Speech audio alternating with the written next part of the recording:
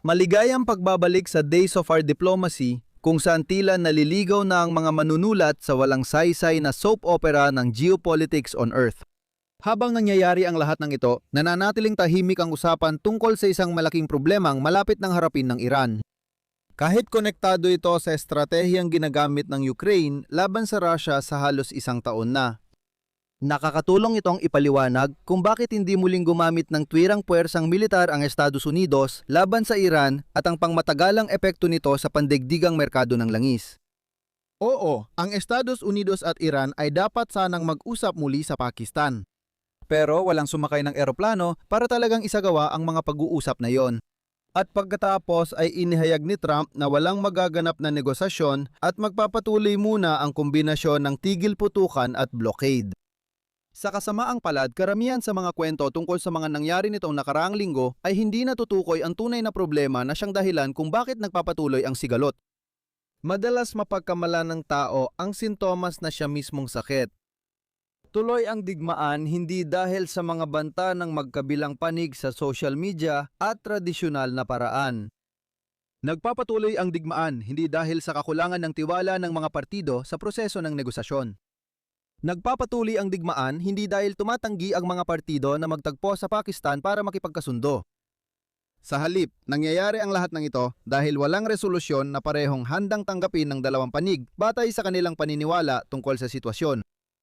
Kapag tumigil tayong sayangin ang oras sa bawat banta at tinanggap ng hindi pakikipagnegosasyon ay isang uri na rin ng pakikipagnegosasyon. Ngayon, mas madali na nating maintindihan ang nangyayari kahit sa isang sulok man lang ng magulong mundong ginagalawan natin. Kaya bilang paunang sulyap sa pupuntahan natin ngayon, magsisimula tayo sa pagbalik-tanaw sa mga nalalaman nating nangyari nitong nakaraang linggo o higit pa. Susunod, tatalakayin natin ang haka-hakang bahagi at susubukang intindihin ang alitan sa pakikipagtawaran ng Estados Unidos at Iran. Sa huli, tatalakayin natin ang isang mahalagang issue na malapit ng harapin ng Iran at kung ano ang ibig sabihin nito para sa digmaan sa mas malawak na konteksto. Pero sandali, subukan nating tingnan ito sa mas malawak na perspektibo at pag-usapan ang mga nakikitang katotohanan ng nangyayari. Hindi pa tapos ang digmaan at hindi ko ibig sabihin na ang tigil putukan ay opisyal na pagtatapos nito. Hindi ko rin ito tinutukoy sa legal na paraan na ang blockade ay kilos ng digmaan. Sa madaling salita, ang digmaan ay magastos na paraan ng paglutas ng alitang politikal ng dalawang panig. Kung ikukumpara sa 2 linggo na nakalipas, pinalitan natin ang digmaan na puno ng kamatayan at pagkawasak ng ekonomikong pamimilit. Sa huli, magastos pa rin ang prosesong ito at hahantong sa isang uri ng kinalabasan sa politika. Kung gagamitin ang salita ni Clausewitz, ang ekonomikong parusa ay ibang anyo ng digmaan. Particular, ang prosesong yon sa ngayon ay binubuo ng halos paghinto ng trapiko na dumadaan sa kipot ng Hormuz. Sa panig ng US, ito ay isang blockade ng trapiko na pumapasok at lumalabas sa mga pantalan ng Iran. Technical, ang blockade ay mas malapit sa Oman, kaya mahalagang tandaan ito kapag may disinformasyon ng Iran tungkol sa dami ng barkong dumaan sa strait. Technical, marami na ang dumaan. Bagamat mahalaga ang technical na pagiging tama, walang saysay ito sa ekonomiya kung hindi rin sila makakaalis sa mas malaking rehiyon ng Gulpo. Sa panig ng Iran, ito ay isang banta na paputukan ang mga barkong dumadaan sa kipot kung hindi sila magbabayad ng kahit anong uri ng bayad para sa proteksyon, kahit na hindi naman ganoon kalinaw ang mga patakaran doon. Bukod pa rito, aktibong nagpapaputok at nagdedetain ng barko ang Iran. Sapat nang sabihing magulo talaga ang sitwasyon doon. Nang inanunsyo ni Trump ang pagpapatuloy ng tigil putukan, kahit kanselado ang usapan sa Islamabad, may nabuntong hininga ng ginhawa. Pero ako, medyo malamig lang ang reaksyon ko. Parang ang usong biro noon ay Taco Tuesday. Tigil putukan? Marahil, lalo na sa pananaw ng mga sibilyan sa rehiyon ng Gulpo. Tigil putukan para sa ekonomiya ng mundo? Hindi naman gaano. Noong huli nating sinilip ang balita sa Iran, kakaanunsyo lang ni Trump ng blockade. Nabanggit ko na posibleng positibo ang reaksyon ng mga merkado sa deklarasyon. Iniisip na ang karagdagang pressure ay maglalagay sa Iran sa langanin at mas mapapabilis ang pagtatapos ng kaguluhan. Totoo, ganyan ang naging reaksyon ng merkado. Pero hindi ganoon ang naging tugon ng Iran. Ang merkado ay nagbago ng pagtataya, kaya tumaas ulit ang presyo ng langis. At iyan ang kasalukuyang sitwasyon. Ngayon, maaari na tayong lumipat sa pag-unawa kung bakit nangyayari ang lahat ng ito. Sa pagkakaalam ko, walang magkaparehong pananaw ang mga partido sa mangyayari kung itutuloy nila ang larong ito. Parang hindi ganito ang kaso, ilang araw lang ang nakalipas. Matapos ang unang aberya sa tigil putukan at pagpapatuloy ng operasyon ng Israel sa Lebanon, lumitaw na ang pangalawang front ni Netanyahu ang pangunahing hadlang. Kung matapos yon, muling magbubukas ang kipot at babalik sa parang normal ang lahat. Matagal pa bago mapag-usapan lahat ng detalyado.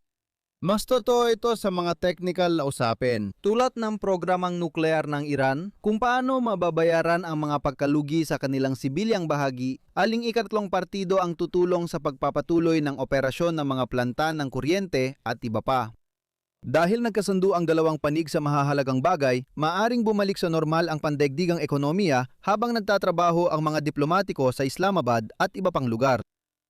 Nakagulo nung linggo ng enunsyo ni Trump na bubuksan ng Iran ang Strait habang patuloy haharangin ng Estados Unidos ang mga barkong papasok sa mga pantalan ng Iran hanggang may mas detalyadong kasunduan sa Martes. Hindi rin malinaw kung pumayag ang Iran dito, pati kung sino ang gagawa ng desisyong yon sa Tehran mula pa noong simula. Kahit ano paman, mabilis na tinanggihan ng Iran ang kasunduang ito at ipinagpatuloy ang pagpapatupad ng kung anuman ang gusto mong itawag sa pagsasara nila ng Strait.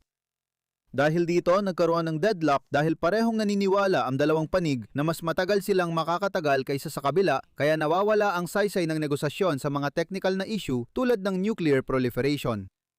Ang kawalan ng negosasyon sa Pakistan ay isa ring anyo ng negosasyon sa ibang paraan. Ang pagpigil sa kasunduan at pagtitiis sa mga gastusin ay nagpapakita ng determinasyon ng panig at maaring magbukas ng daan para sa kasunduan sa hinaharap. Ang napansin nating malaking pagbabago ay ang hindi pagpapahalaga ni Trump sa opinyon ng publiko ng US tungkol sa isyung ito. Hindi naging popular ang digmaan, ngunit sa umpisa, sumunod ang White House sa gusto ng botante at sinubukang bawasan ang abala sa pamilyang enerhiya. Talagang mahirap gawin yon, lalo na't ang naging resulta ng mga aksyon ay ang pagsasara ng kipot ng Hormuz. Gayunpaman, naapektuhan ng krisis sa affordability ang desisyon ng administrasyon. Sa pagsisimula ng contra-blockade ng US, nabawasan ang pagpapahalaga ng White House sa mga lalahaning iyon. Kung bakit may ganong kakulangan ng pag-aalala ay isang nakakaintrigang tanong. Siguro dahil paalis na siya bilang presidente, wala na siyang pakialam. Baka iniisip niya na sa dulo ay gagana ito at babalik sa kanya ang mga tapat sa MAGA. Maaring nakikinabang siya dahil nalilihis ang atensyon ng Kongreso at media sa ibang dokumento. Baka nagpapanggap lang siya na malakas kahit hindi naman talaga. Ang bagong asal ni Trump ay nagbigay sa US ng bagong pang-ekonomiyang bentahe laban sa Iran.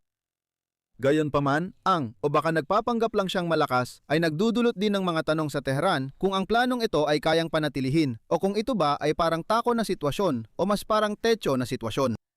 Sa huli, umatras si Trump. Tanging paraan para malaman ang katotohanan ay piliting si Trump akuin ang gastos na ekonomikong alitan. Ang problema para sa Iran ay magastos din sa bansa ang pag-alam ng katotohanan sa ngayon. Ngayon, pag-uusapan natin ang huling punto. Ano-ano ang eksaktong gastos na dapat akuin ng Iran para malaman ang nawawalang impormasyon? Para sa sagot, kailangan nating bumalik sa Kharg Island, sentro na industriya ng pag-export ng langis ng Iran, kung saan ang ilang bahagi ng isla para sa sibilyan ay napalitan ng mas mahalagang infrastruktura ng langis. Sa ngayon, hindi pa natin tinatalakay ang mga opsyong militar ng Estados Unidos doon. Karaniwan, ang Iran ay nagpapadala ng langis sa Kharg Island kung saan sapat ang lalim ng tubig para makargahan at makaalis ang malalaking tanker. Tulad ng ibang operasyon na episyente sa ekonomiya, wala ring sobrang storage ang Iran para sa krudong langis. Ang langis na nakatangga sa tangke ay tulad ng perang itinago sa kutson. Pag pinag-uusapan ang bilyon-bilyong dolyar, gusto mong ang pera mo ay nai-invest o kumikita ng interes. May kapasidad naman ang Iran para mag-imbak syempre dahil kailangan nitong maging handa sa mga biglaang insidente na maaari mangyari kapag may tanker na nagkaaberya. Hindi kayang harapin ng Iran ang isang problemang pang-sistema na sabay-sabay na nakakaapekto sa lahat ng tanker. Halimbawa, blockade sa kipot. Tulad ng lahat ng iba pa sa digmaan, hindi tiyak kung gaano pa katagal bago maubos ng Iran ang kapasidad nito sa pag-iimbak. Sabi ng White House, usapin na lang ito ng ilang araw. Ayon sa mga analyst mula sa labas, mayroon pa itong tinatayang 2 linggong palugit. Pansinin ng kabalintunaan na si Trump ay hindi gumagamit ng 2 linggong deadline, gayong ito mismo ay may 2 linggong deadline. Bukod sa palugit, mas malalim pa ang problema kaysa sa Iran na puno ng langis. Simulan mong isara ang mga balon para mapigilan ang daloy. Sa kasamaang palad, hindi mo lang basta mapapatay o mabubuksan ang mga ito sa pamamagitan ng isang switch. Kapag isinara ang balon, matagal bago ito magamit muli, kaya ang kawalan ng kasunduan sa loob ng 2 linggo ay may matagal na epekto hindi lang sa pananalapi ng Iran, kundi pati sa pandaigdigang merkado ng enerhiya. Baka maalala mong ito'y katulad ng plano ng Ukraine na harangin ang langis ng Russia 8 buwan na ang nakalipas. Isara ang mga refinery ng Russia at samantalahin ang kakulangan ng Shadow Fleet tanker para mawala ng labasan ang mga balon ng Russia. Ngayon, nakikita natin ang estratehiyang nakatuon lang sa export ng industriya. Posibleng ito ang dahilan kaya hindi agad bumalik sa labanan ng Estados Unidos matapos ang 2 linggong tigil putukan. Ang mga pinakabagong ulat ay patuloy na nagpapakita na uubos ng mga stockpile ng US. Kalahati ng Patriot at THAAD at 30% ng Tomahawk ay naubos na. Kaya, bakit pa magpapadala ng Tomahawk sa target malapit sa Tehran kung pwede mo naman silang pigain hanggang maubos? Iyon ang opsyon na gustong subukan ngayon ng White House. Posibleng makakuha tayo ng mahalagang impormasyon matapos ang 2 linggong palugit kapag kailangang pagdesisyunan ng Iran kung paano haharapin ang malaking bagong gastusin. Alam ko na ang mga linya sa spreadsheets ay di kasing exciting ng mga linya sa mapa, pero doon na papunta ang digmaan. Maaring hindi pa ito ang katapusan. Kung hindi na makakatagal ang Iran, haharap ang administrasyon ni Trump sa desisyong muling gumamit ng direktang aksyong militar. Maghanda ka pa sa mas matinding gulo kapag nag-post siya sa True Social at itinatanong kung nasaan ang suporta ng Europa. Kaya ano ang mga natutunan natin para sa araw na ito? Patuloy pa rin ang digmaan kahit hindi na gumagamit ng bomba ang mga panig. May malinaw na pagkakaibang opinyon kung sino ang magtatagal, kaya patuloy ang digmaan sa ibang paraan. Abangan natin kung paano haharapin ng Iran ang pag-apaw ng kanilang tangke ng langis. At dahil usapang umaapaw na rin, halos umaapaw na rin ang playlist ko tungkol sa malalaking usapin. 58 minuto bawat isa na nakapokus lang sa isang paksang iminungkahi ng isang manonood. Tingnan mo ito. Kung nagustuhan mong video, paki-like, share at subscribe. Kita tayo sa susunod. Mag-ingat ka!